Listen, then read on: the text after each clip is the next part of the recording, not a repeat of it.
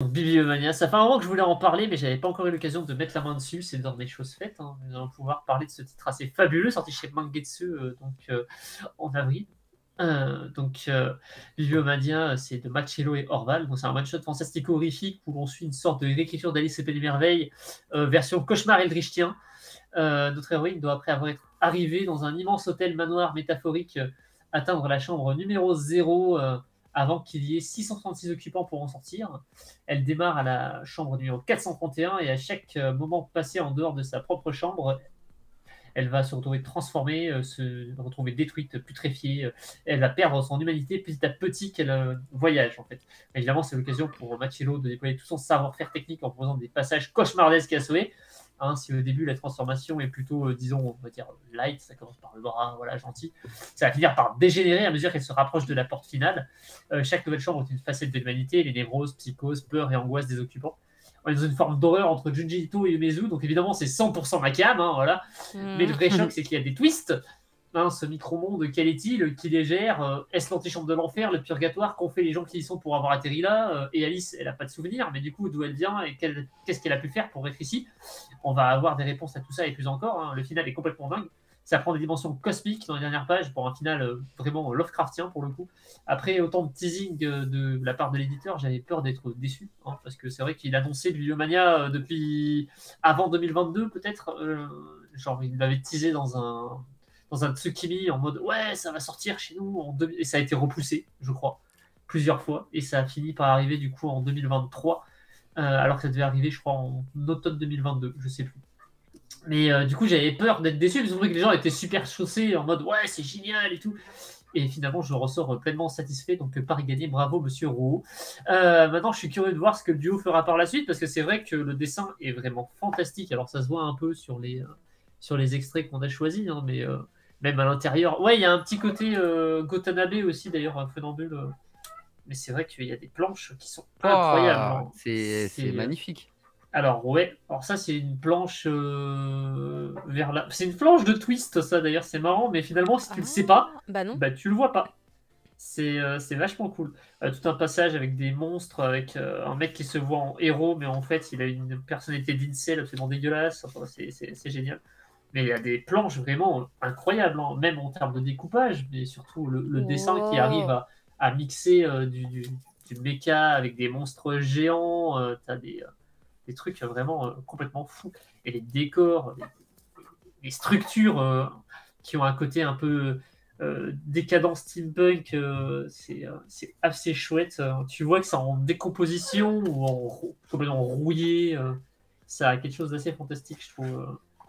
Et en même temps, t'as jamais vu des noirs aussi profonds, peut-être. Il y a des moments, c'est fou, c'est vraiment fantastique. Hein. Mais voilà, c'est la fin qui m'a vraiment bluffé pour le coup. Il y a mais je ne peux pas vous montrer la fin, c'est dommage, parce que vraiment, il y a des passages, genre le grand serpent, c'est un truc, une sorte de créature ophidienne, euh, absolument terrifiante, avec des yeux qui te donnent envie de fuir, hein, mais super loin. Ah, je peux vous la montrer parce que c'est pas vraiment un spoil, parce qu'elle est dès le chapitre 1, elle est là. Parce que c'est elle qui accueille Alice dans le manoir. Et c'est vrai que la transformation finale de la créature, Ah, tu t'y attends, attends pas. c'est ce qu'on voit au début, là, c'est ça? Ouais, alors attends, je te la ressors dans la version du Office? début. Office? Ouais, c'est ça, il s'appelle Office. Office, tout à fait. J'ai la planche où on le voit au tout début. Il s'agit d'un one-shot, on est d'accord. Ouais, tout à fait, c'est un one-shot. C'est un one-shot qui se finit très bien, en plus. Parce que vraiment, la fin est parfaite. Ça conclut tout à fait le propos, le sujet, l'histoire. Oh, Kirasawa Ça a quelque chose Sensei. d'assez dingue. D'ailleurs, c'est marrant parce qu'on voit la différence entre le début et la fin qui est totalement noire, même sur la tranche du livre, où en fait, ça commence à noircir dès la moitié. Genre, au début, c'est blanc, et après, t'as que du noir. C'est tout gris, parce que c'est surchargé de noir partout, en fait. Dès les planches, ça fait noir, noir, noir, noir, noir, noir. C'est génial. Vraiment, c'est un super titre. Je m'y attendais pas.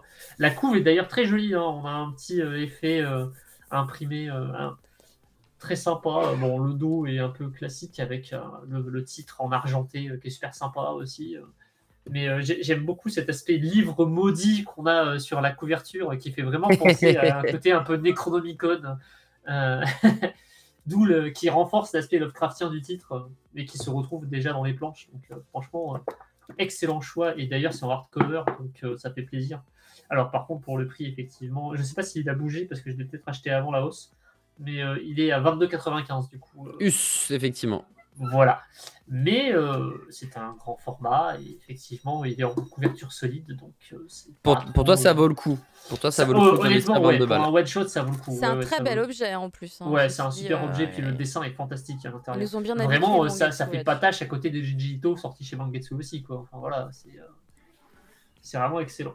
Donc, il y en a qui l'ont vu dans le chat ou pas du tout Tu m'as fait perdre le fil, je me demandais ce que ça ferait un bandeau sur le Necronomicon en fait. Je me demande ce que ça serait, tu vois. Et par ça dépend, est-ce que c'est Omake Books qui l'écrit? Ah, les fameux bandeaux d'Omake Books. Ils sont légendaires, ils sont légendaires. Ah, ils sont plastiques. Ah, je vois que le chat est très très cool, a l'air de trouver ça cool aussi. Oui, il y en a plusieurs qui ont dit qu'ils étaient très intrigués, que ça les intéressait bien. Moi, Ouais, ça pique un peu effectivement comme prix, mais c'est vraiment très beau. Ça vaut le coup. Feuilleter en librairie parce que de toute façon, il n'est pas sous-scellé, donc n'hésitez pas à feuilleter. Mais honnêtement, si vous appréciez le trait, allez-y, même l'histoire est fantastique. Hein. Il n'y a pas que le dessin. Le dessin est vraiment incroyable, mais ça donne corps à une histoire qui est vraiment dans une forme horrifique, un peu ancienne, qui me parle en tout cas. Hein, parce que on n'est pas sur de l'héros-gourou, c'est vraiment de la pure horreur à la Junji Ito, quoi. Avec un côté, oui, ça me pensait un peu à L'amour et la mort que j'avais. Ah oui, L'amour et la mort, ouais. Ouais, vous avez un côté décomposition des chairs qu'on retrouve par moment dans le titre, donc ça marche bien. J'ai vraiment, c'est un très beau livre. Ouais. Ça intrigue bien en tout cas. Bah, merci beaucoup, Prof Isekai. Et il y a Hirasawa Sensei qui nous a rejoint sur le chat.